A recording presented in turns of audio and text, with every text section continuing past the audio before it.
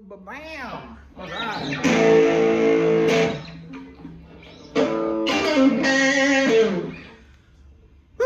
Hey everybody, Mr. Chris here. So today I just want to talk to you about this particular video is for the very beginning lead guitar player. So you just learned a couple of scales and you don't really know what to do to break out of just running scales.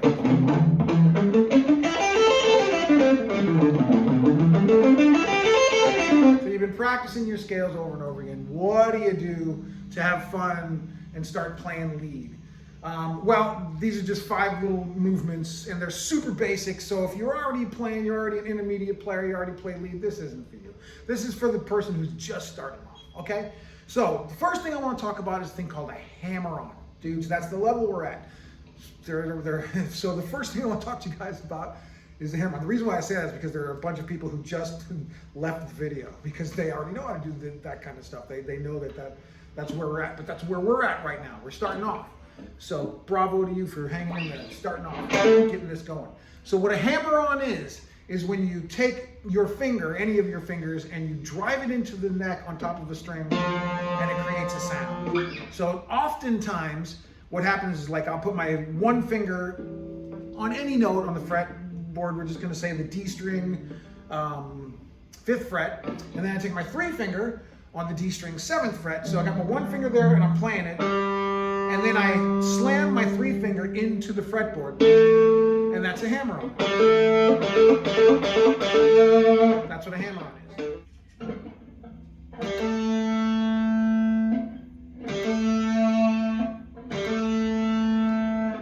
Now, a pull-off, which is the opposite of a hammer-on, is when you take your finger, let's say either from a finger to 0, or from the 3 finger or any finger to the 1 finger, or you can do any combination, 3 finger to 2 finger, 4 finger to 2 finger, 4 finger to 3 finger.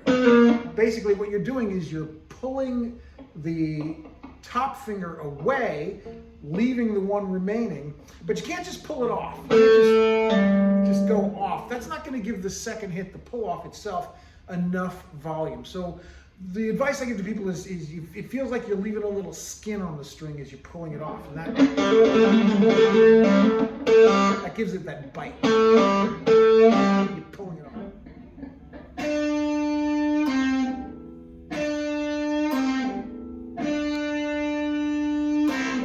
So, hammer-on, pull-off. If you do a hammer-on and a pull-off together, that's called a trill. People use that one all the time.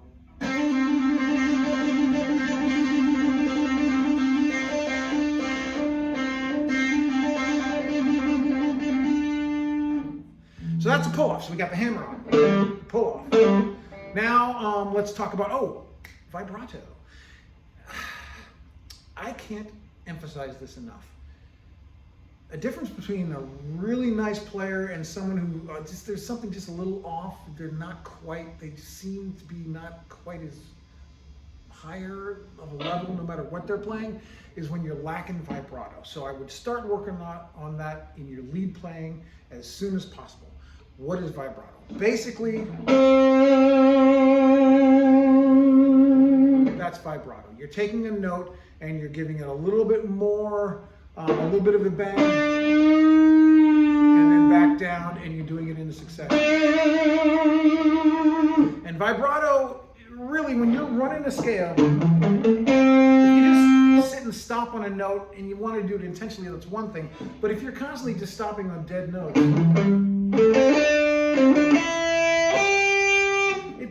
it's not quite as nice as if there was a little vibrato in there.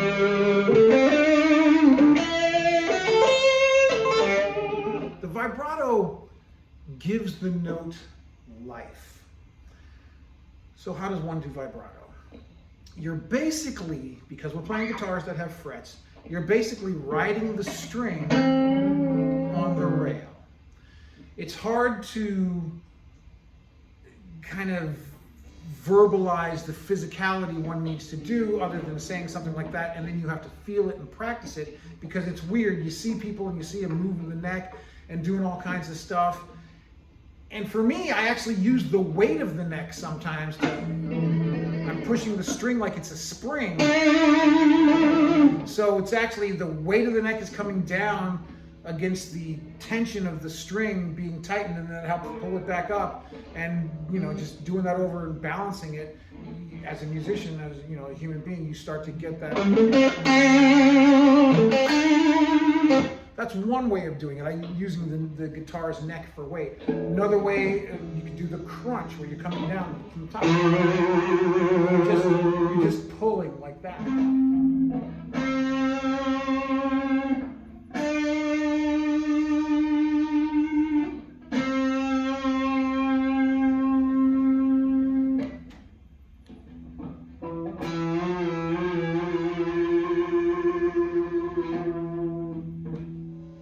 So let's talk about bends.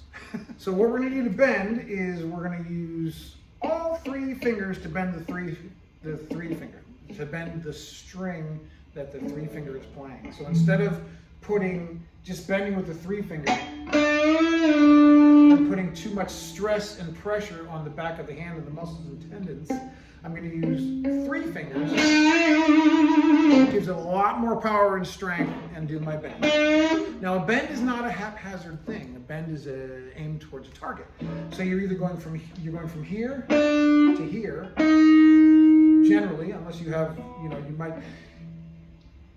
Each note, there's a distance between each note. So from here.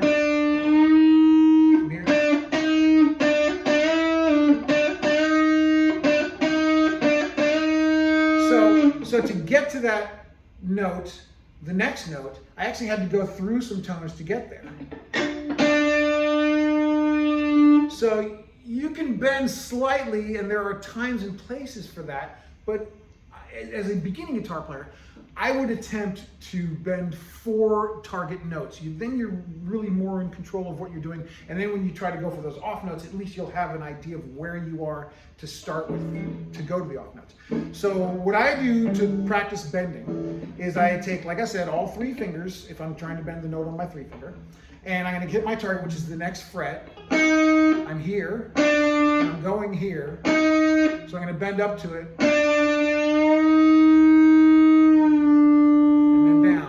Then I'm going to go for the next fret. That's where I start. That's where I'm going. So now I've got 2 targets, 1 and 2. So first one, second one. And you'll be able to hear it. You'll hear when you're low, you'll hear when you're high.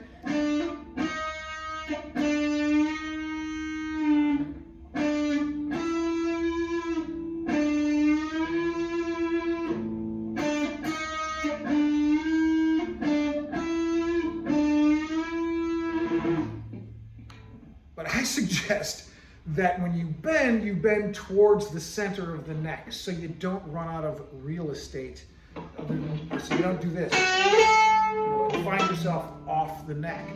So go towards the center. Even if you pass the center, you still have more real estate to play with. I don't suggest practicing bending in the very beginning on an acoustic guitar. It's just harder to do, so why hurt yourself and why go through the trouble? Bending, when you're playing an electric guitar, the strings are a lot lighter, it's just easier to bend. Especially as a beginner, that's where I do my bending start. If you want the feel of a bend on an acoustic guitar, you could do a slide. So you could just slide over the fret like that. Just like bending. Do the same thing for 2 frets. Just do a slide instead of a bend. That's how I would attack it on an acoustic guitar or a guitar that had very thick strings on it, as opposed to injuring myself attempting to bend strings that sometimes they're bendable, sometimes they're not. So, I don't want to hurt myself trying to do something silly. Okay. So that's pretty much it for today's video, and that's where we're leaving it. So once again, there's the hammer-on, the pull-off, adding a little vibrato, doing a bend, trill, and the slide. And that's pretty much it. Those are 5 or 6 basic ideas for the very beginning guitar player who's just starting to learn the leads, and you want to break out of just running the scales and start adding, you're running your scale, add a hammer-on, pull off, bend, trill, and of course vibrato. And I hope that helps a lot and adds to your personal enjoyment in playing, and that's where we are. So that's it for today. Like and subscribe. All right, and I'll talk to you guys later. Thank you very much, Mr. Chris.